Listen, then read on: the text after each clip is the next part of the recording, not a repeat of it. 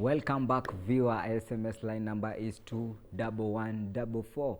Remember, we also had some other footballing action that happened over the weekend, that is in the Spanish La Liga, whereby Barcelona yet again showing that they are still title contenders this season by winning it 1-0 against Atletico Madrid. So guys, Barcelona, Messi to the rescue of Barcelona once again, winning it 1-0 against Atletico Madrid. I know this is a game whereby we don't see a lot of goals because Atletico Madrid has a good defensive lineup. So did you expect that scoreline, looking in terms of Barcelona's attacking prowess? Did you expect Barcelona to only score one goal, or what happened? Okay, I expected Messi to score, and he did score.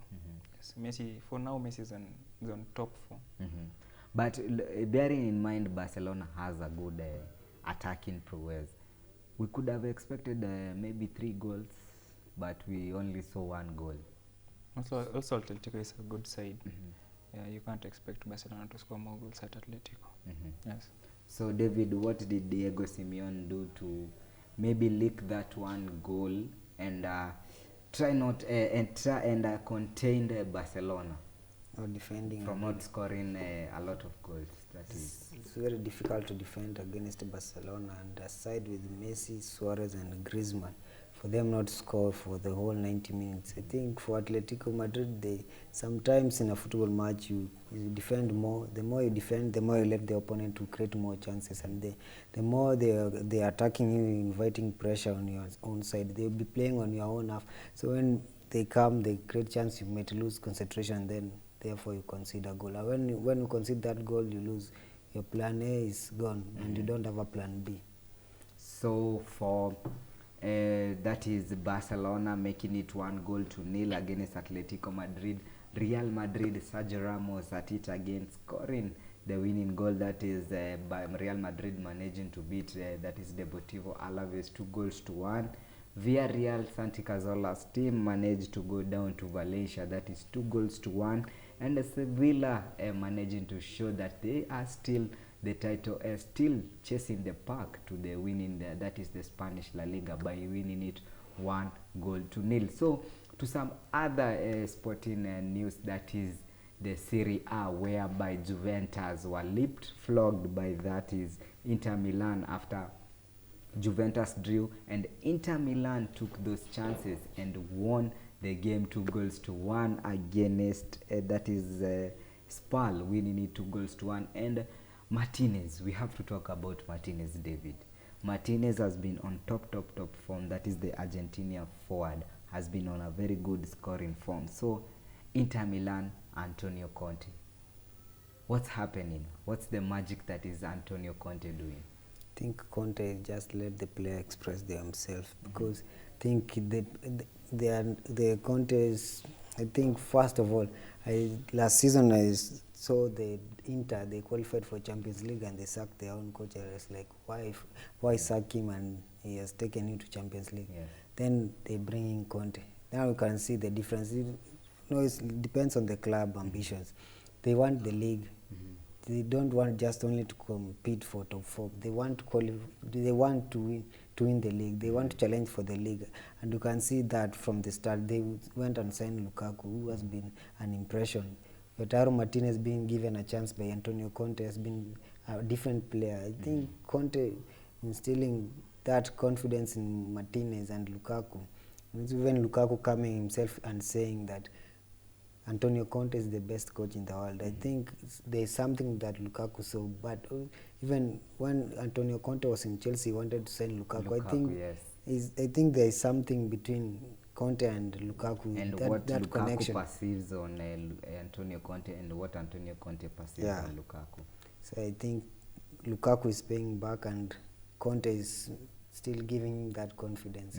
I know there is nothing more that a player wants, like when a coach, you have the confidence of a coach.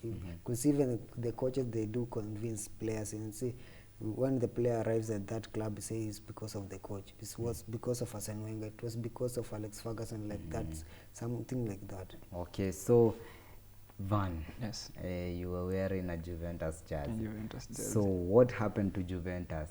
They slipped and Inter Milan took the chances. They drew 2-2, but Cristiano Ronaldo scored a goal. So Juventus penalty. and a penalty. Yes. It's still a goal. Yes. And it counts as a goal in his tally. So Juventus, now that Inter Milan have realized they can leapfrog, that is Juventus. So Juventus, what are they supposed to do? I think for Juventus, yesterday they had a problem with their top form player Dybala, who was substituted at the beginning of the second half, and also Ronaldo. Ronaldo has been having injury issues for the last 3 weeks, and for me, I'll say Juventus without Ronaldo and Dybala at forward, it's hard for Juventus to win with the tactic that's Maurizio Sarri is using. And do you think Juventus at it all after the league is over, are they going to be the winner still of that is the Serie A?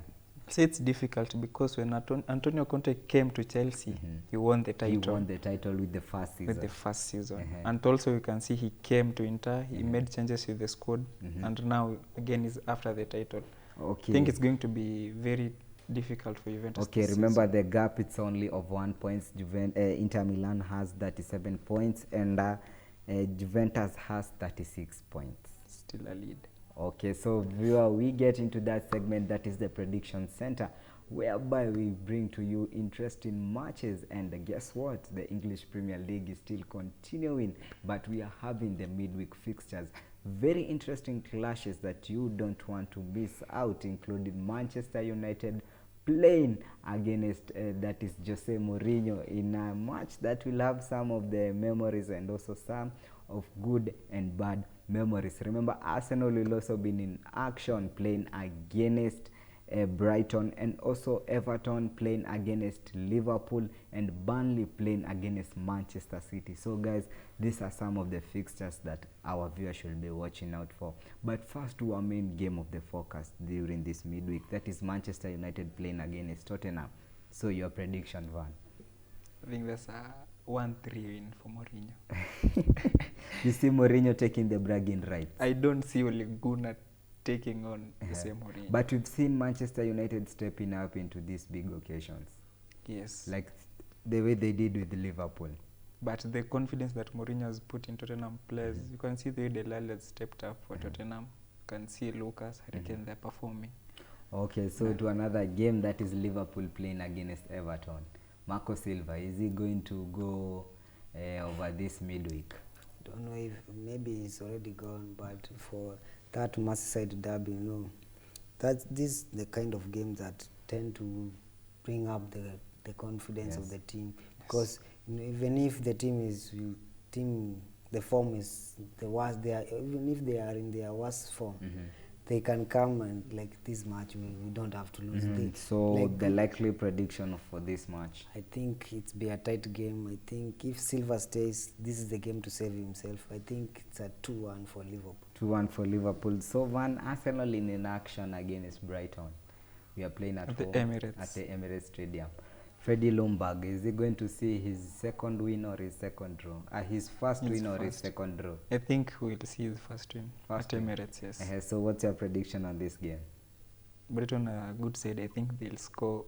I think I see a 3-1. A 3-1? Yes. So to another match, that is Burnley playing against Manchester City. So what's your likely prediction for that, David? I think City, they still can't keep a clean sheet. They're still struggling at the back.